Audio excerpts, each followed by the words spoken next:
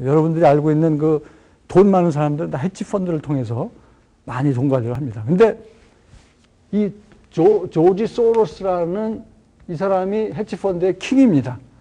이 사람이 그거를 딱 간파를 했어요. 아, 영국 중앙은행이 여기서 갖고 있는 외환 보유고를 팔면서 고정환율 그 밴드 유지를 위해서 일로 수요옥수를 올려야 되는데 갖고 있는 외환 보유고가 충분치가 않다는 거를 조지 소로스는 파악을 하고 영국 중앙은행에 선전포고를 하면서 들이다 영국 파운드를 팔았어요. 그럼 파운드 가치는 더 떨어지겠죠. 외환시장에서 파운드를 파니까. 그거를 영국 중앙은행이 계속 사들여야 되는데 사들이려면 외환 보유고가 충분해야 되는데 충분치가 않았습니다. 그러면서 이 파운드 가치는 더 폭락을 하게 됩니다. 이 과정에서 조지 소로스가 그렇죠? 그러니까 여기서 처음에는 요만큼 폭락을 했어요. 원래 1번대로 유지를 하기 위해서는 외환 보유고를 팔아서 이렇게 올라가야 되는데 조지 소로스가 공격을 하기 시작하니까 그 다음에 조지 소로스라는 투기꾼과 영국 중앙은행 싸움에서 누가 이겼다? 조지 소로스가 이겼어요. 투기꾼이 이겼어요. 중앙은행이 손을 들었습니다. 그러면서 파운드화가 이렇게 폭락을 하고 그 과정에서 조지 소로스는 얼마를 벌었습니까? $1 빌리언 벌게 됩니다. 여기에 소로스의 그 투기 전략을 믿고 옆에서 그 뭐라 그러죠? 같이 이렇게 속된 말로 빈대 붙은 시티은행은 $200 밀리언 법니다. 그래서 이것 때문에 조지 소로스가 더 유명해졌죠.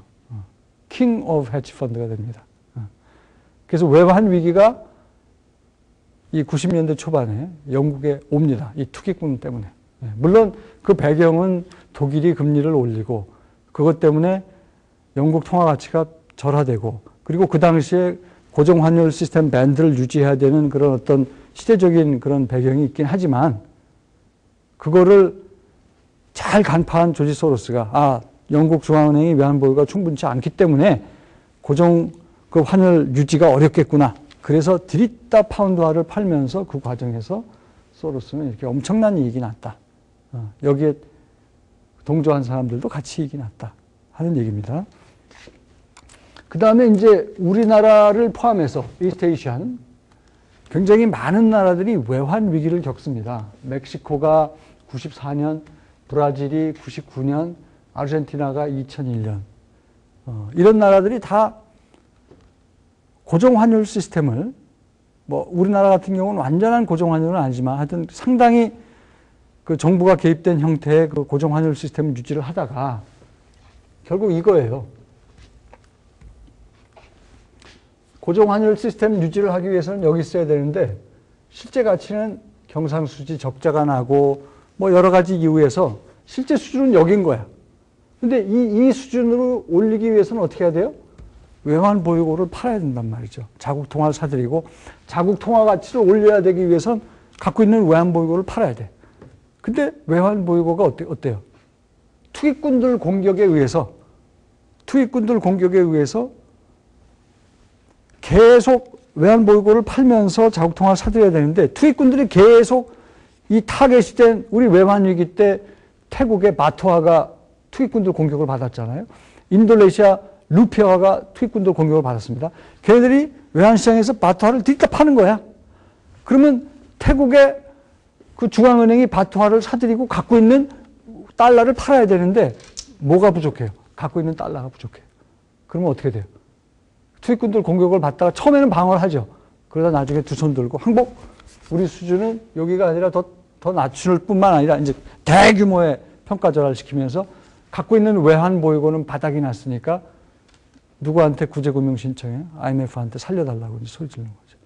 그게 태국의 예고, 인도네시아의 예고, 우리나라의 예고, 아르헨티나, 브라질, 멕시코 다 비슷한 겁니다. 그러니까 우리가 배웠던 그림 가지고 설명하면 고정환율 시스템 유지를 하기 위해서 실제 가치는 여기인데 외환 보유고를 팔고 자국 통화를 사들여서 이렇게 유지를 해야 되는데 그러려면 외환 보유고가 충분히 있어야 돼. 근데 외환 보유고가 충분치 않다는 것을 간파한 투기꾼들이, 헤지펀드들이 그 나라 통화를 들이다 외환시장에서 파니까 결국은 항복한 거예요. 그게 다 똑같은 얘기입니다. 그러니까 조금 전에 영국의 케이스랑 이 외환 위기가 크게 다르지가 않습니다. 환투기꾼들의 공격을 받고 뭐 그런 일련의 그 시나리오가 상당히 비슷한 거예요. 중국만은 그 반대로 가고 있습니다. 중국은 거꾸로 어때요?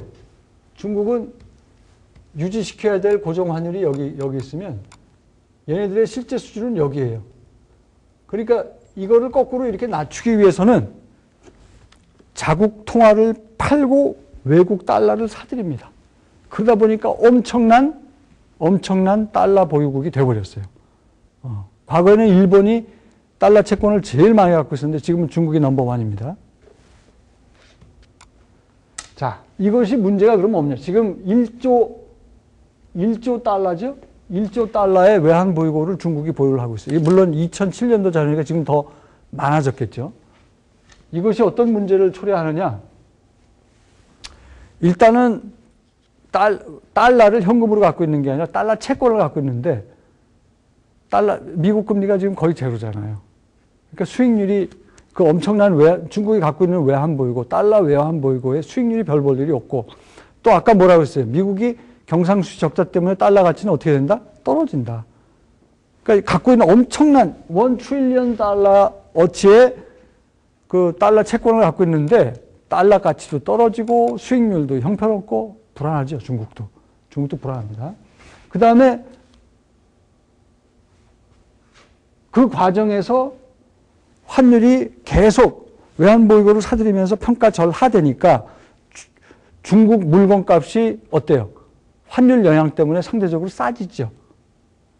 그래서 해외에서 많이 팔린 것도 있지만 다른 나라들이 이제 긴장하기 시작했어요.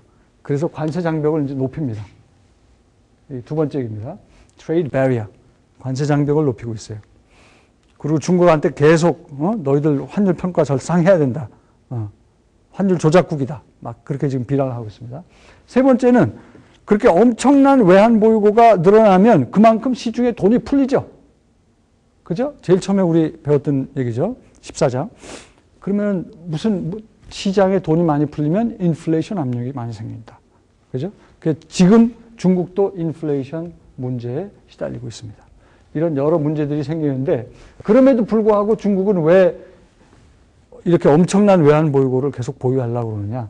가장 중요한 거는 수출 기업들 수출 잘 되게 하려고. 그래서 환율 덕분에 더 수출 잘 되게 하려고 하는 게 있고요. 그 다음에 혹시 만에 하나라도 투기꾼들이 중국 위안화 가지고선 시장에 투기꾼들이 공격을 할 때 충분한 외환 보유고가 있으면 투기꾼들이 1 트릴리언 달러 갖고 있는데 이걸로 당연히 위안화 방어가 되지 않겠어요? 그러니까 투기꾼들을 사전에 너희들 감히 우리 위안화 가지고 환투기할 생각하지 마 하고 그 사전에 경고하는 효과도 있습니다. 두 번째 얘기. 그 다음에 이제 요거는 여러분들이 이름만 알아놓으시면 돼요. Managed Float이라는, float이라는 의미는 이 변동 환율 시스템인데, fixed가 고정이고, float은 변동인데, 변동이라는 건 뭐예요? 시장 원리에 맡기는 거거든요. 수요 공급에 맡기는 건데, 100% 맡기는 나라는 거의 없습니다. 알게 모르게 개입을 해요, 중앙은행이. 그럴 때 그 개입하는, 변동 환율, 시장에 맡기긴 하지만, 필요할 때마다 정부 중앙은행이 개입하는 그런 시스템을 managed float이라고 얘기를 합니다. 오케이? managed float. 그러니까 중앙은행 정부가 시장에 우리나라가 managed float이에요. 많은 나라들이 managed float입니다. 변동 환율 시스템을 표방을 하지만 100% 시장 수요 공급에 맡기는 게 아니라 필요하면은 중앙은행이 외환시장에 개입을 하는 정부가 중앙은행과 합작해가지고 개입하는 그런 시스템의 환율 체제를 managed float이라고 그러고 다른 말로는 dirty float이라고 합니다. 같은 말이에요. dirty float.